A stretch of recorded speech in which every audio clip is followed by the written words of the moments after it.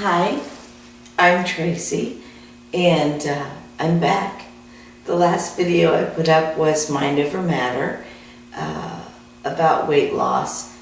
Really more than that, it was sort of taking control of your physical body.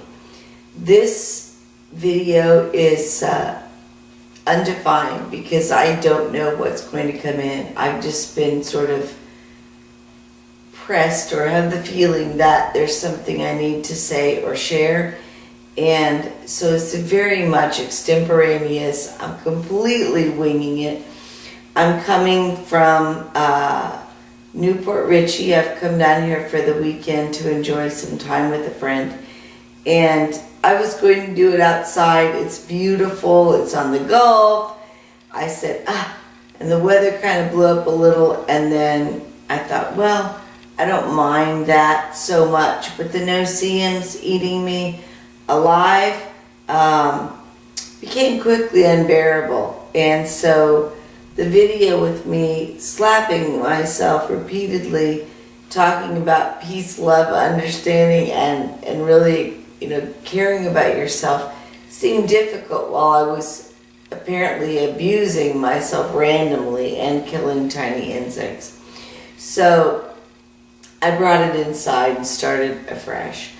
One of the things that I touched on that there were some questions about in the Mind Over Matter video was belief concepts, because some of the people that watched the video said, they thought I was going to give them like an eating regimen or put them into hypnosis and take something away, and that drives them. And nobody really gets anything from the feeling of loss. If you feel like you're losing something, even if it's weight, there is in the deepest part of our mind that feeling of loss. And we don't really do well when we're vibrating in the spirit of loss. So when you are getting rid of weight or you're wanting to on a diet, I really like to look at it more as shifting one thing to another to be more rewarding or more acceptable in what your mind's view is. And that's really what's so important, is that you understand that your body and your mind are not so mutually exclusive that they can't operate independently, at least the mind. The body can only do what the mind directs. Now the mind can be split and the mind can be confused. And when the mind is in the state of confusion, and all of us on earth at this time are in some level of confusion, I don't care how many tigers we think we have firmly gripped by the tail, there's some level of confusion, then the mind has to vibrate that out and the body has to react accordingly. So if our bodies aren't exactly responding the way we want, then there's something in our thought process that's not balanced. And that's pretty easy to do. When you accept a belief concept, let's say that you believe fats are bad and you only want to do low fats and all of those things, and you really set about that and you believe it wholeheartedly and you eat whole grains and do all those things and it works for you, and everything you do is engaged in that belief concept, it could work for you. It could be fine. If you believe, and I kind of have some belief in this simply because of things that I think I understand beyond just the body itself, but that an agrarian diet isn't particularly healthy for all beings, and those of us that are not really earth girls, so to speak. I'm here, I'm a human, I'm on the planet, but my origin isn't all earth-based lives, and I have awareness of that. So I'm not saying I'm an alien, I'm just saying I'm not agrarian by nature. My body type, my physicality isn't agrarian. So for me, carbohydrates and lots of grains don't feel healthy. I have a lot more digestive issues, weight gain, and this last month I tested it. I stepped back off of my meats and I didn't worry about fat. I just ate more proteins, meats, things like that. I dropped weight. I was really good. When I went back into my mind can handle anything, my body will do what it says, but I'm going to eat carbohydrates and see what the response is, I began to put on weight immediately. Now, I only eat one meal a day. Sometimes it's low carb, but usually it's got a pretty strong carb component. It could be that I haven't really dismissed my other belief concept, which is what I believe. So in the back of my mind, I never really let go of the belief that fats, meats, and those other things that I was eating are more in line with my body type. And I just shifted over and began to eat, carbs, but I didn't really change the belief concept. So even though I'm saying it, what am I really believing? What am I vibrating? And that's what my mind is really giving my body. So my body isn't hearing what I'm saying, it's responding to what my brain on its deepest level and the subconscious is really telling it. So because we say things doesn't make them instantly the truth or mean that we totally believe it. And so belief concepts vary person to person. It is not my right, my space, or my belief that I need to get you to believe exactly as I do on all counts or any count. I think everybody walks into what they feel comfortable with. Sometimes you hear something and you go, oh my gosh, I totally agree with that. And it's a natural shift to open up and accept it. We've all had that, whatever it is. But sometimes, we don't. And it doesn't mean that you can't be successful because you don't look at something exactly the way I look at it. It doesn't. That's why I am pretty committed to saying, if something doesn't resonate with you, that I say, how much you respect anything else I might have said to you as a client, as a friend, as a stranger on the internet, it doesn't matter. Release it. I am not the be-all, end-all of all knowledge. I do feel like I've had a lot of awakening and understanding, but again, as I've said many times, I don't know any more than you. I don't have any greater depth of connection to the divine, the almighty, the source, the prime creator, God, whatever you want to call the energy that, we all came from or emitted us forth. I'm not any more amazingly connected than you. I'm just more aware. And I've had experiences that have allowed me to leave the earth and recall things. Again, I had what people call a near death. I call it a death. Although I don't really believe in death, let me say this. In the scheme of things, what we consider death is to leave your body, and the body then becomes devoid of life and is carbon-based data. I was out of my body long enough that when I came back in it, I had some residual effects of stiffness that one would assume part of rigor mortis, so to speak. So I was gone a pretty long time out of the body, experiencing this beautiful thing that I believed until recently, that I just came back because I have such a strong sense of duty and I'm such, a devoted person to the task that I'm here for, to help the earth healing people to find love on levels that they don't know where to look, that I just came back because I'm just that amazing. And isn't that great to want to believe that about yourself? I mean, that just feels like, gosh, I'm so good. I could have gone on in the world, the universe, out there doing amazing things and experiencing love only and escaping gravity, but I came back and I'm, whatever. I came back because it wasn't my turn to go. I wasn't permitted, I guess, so to leave. I mean, permitted is maybe a poor choice, but if I had really been prepared to go, I would have gone. And no one willingly leaves the space I was in to come back here. And I'm not dismissing Earth. Earth is beautiful. Earth is amazing, and I like being here. I find things to love all the time.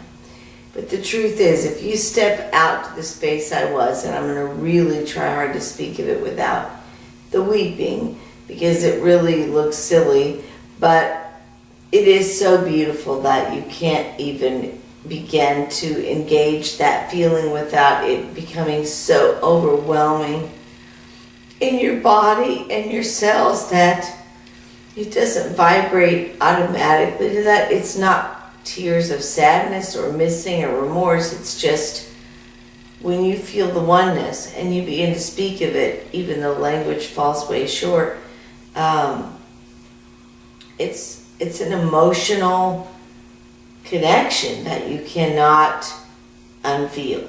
So when you go and connect in your mind and speak of the oneness of everything, the non-division, the beauty, the perfectness of every being, and you revibrate it, it's hard not to feel it on all levels.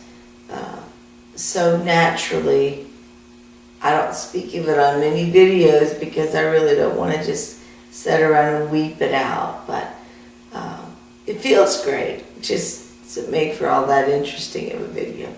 But I've had that gift and stepped out and come back. So the memory of what I felt is so amazing. And I want to say too, a lot of people have near-death or whatever they call near-death experiences. One of the things that I understand is there is no death, because we see reincarnations as the way we come back, and I've spoken of them, and I do past life. But there isn't really reincarnations either. It's all one life. The way it was shown to me, it's like cars. If you lived your life and you lived to be 89 or 106, and you drove cars throughout your lifetime, you might have 6 different cars. You might have 30 different cars. You might have 100 different cars over the course of your lifetime. Maybe you got a new car every year. Maybe you got new cars frequently because you wrecked a lot. That would be lots of reincarnations. Wrecking doesn't necessarily have to mean bad, but maybe you crossed out and back a lot. Maybe a lot of the time you weren't here. You went out and came back and did other things. So, and there's still a lot to do. So the universe sees it all as one life, one job before you move to the next thing. Just all connected to the planet Earth. And then you go do something else. It doesn't mean you can't take time out to do other things and come back. It just means that, and this purpose of the Earth and the evolution is one specific journey. You may have a lot of bodies for it, and you may have a lot of different experiences, but it's one journey. So it just is until you're finished, and then you cross over. So there's miniature crossings over and back, over and back, over and back. And then there's major crossings where you cross off and go on to higher things. That's where the super consciousnesses and some of the other, collectives that are neither male nor female are at this particular juncture.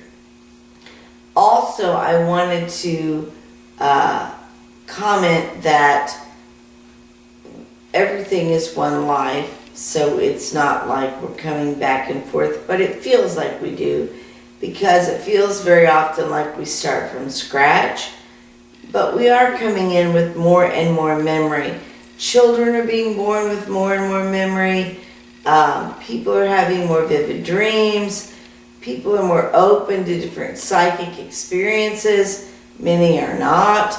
But again, everybody's where they need to be, for now. Also, I wanted to speak briefly about the ascension of the planet.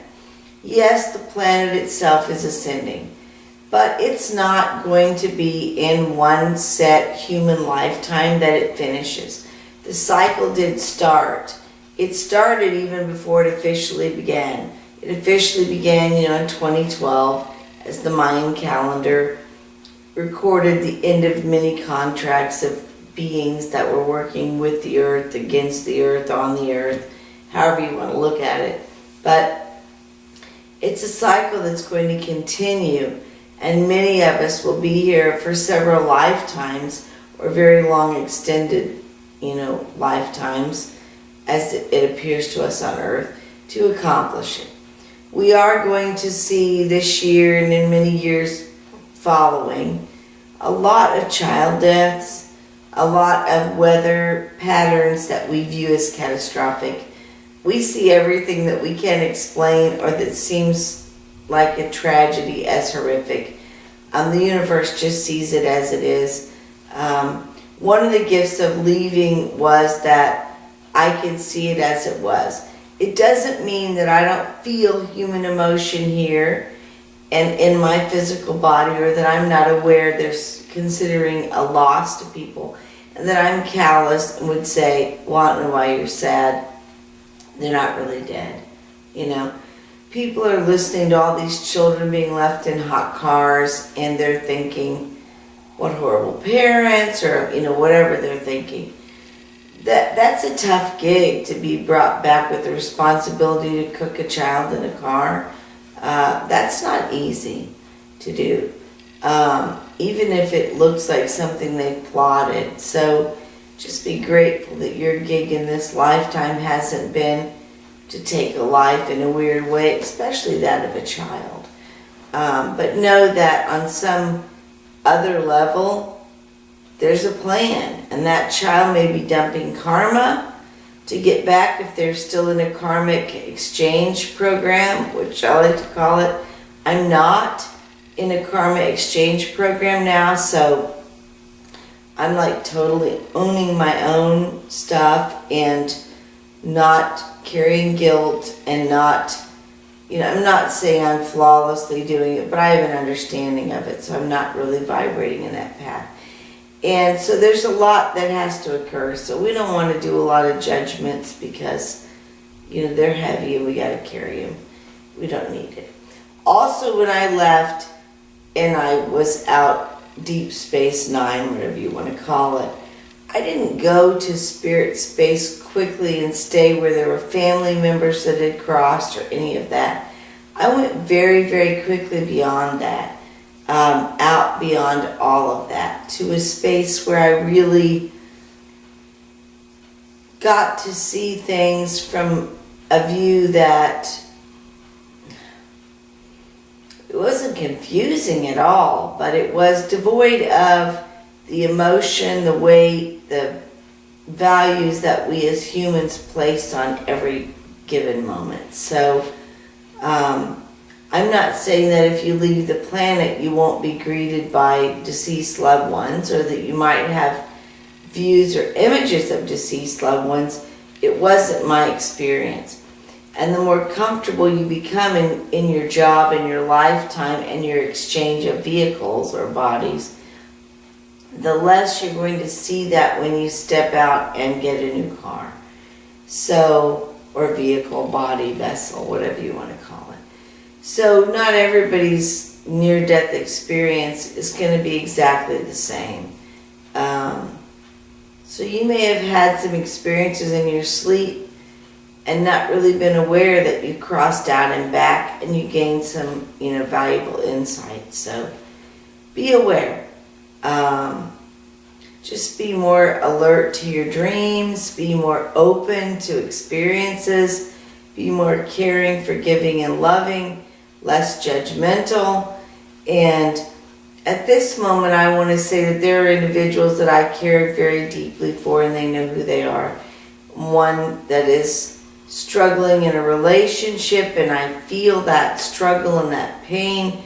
I'm very connected and very aware. I love that individual very deeply, and I'm aware that they are feeling a struggle, and there's other beings involved. And I just want to say to everyone, not just the ones that I'm aware of but that I love very deeply, no matter what you feel, and if you feel alone or that no one cares for you the way that you want, that, probably there is on some level a lot of love and caring for you. You're not aware of it. So if you feel very alone, you can know that I love you, but that may not be all that rewarding since you may not know me on a personal level. So begin to understand we are all one, we are all greatly connected, and that you need to love yourself. You've got to open up and express for yourself the greatest feeling of connection. Without that, nothing can come to you that you really want. And so begin again looking at ways to find yourself to be amazing. And in so doing, you create the path for others to find you that amazing too. As I've said many times, the universe cannot treat you better than you treat yourself. And don't see yourself in unresolvable situations. Everything has the power to be resolved. Everything can be done or undone, reconnected, or never disconnected. Everything. And if you worry that other people will judge or what they'll think or what others might say, then you're not going to find true solutions, because you cannot live your life guided by the judgment of others. There's a flaw there always. So you only look within and you follow what it is you're led to do. And if you are constantly led to do things that others perceive as dark or unpleasant, it could be that you're listening to the wrong voices or the wrong guides, and you need to sit down and really focus on opening yourself to maybe a brighter path. I'm not saying that every voice we hear is the one we need to follow, but we do need to start seeking, a nice high voice and begin to follow it. And those voices would never be the voice that would lead us to destroy someone else. So love, light, prosper, and find that voice that directs you and connects you to yourself, back to yourself first, finding the love. I love you. Go from there. Have the greatest weekend and summer ever. Thank you. I'm Tracy.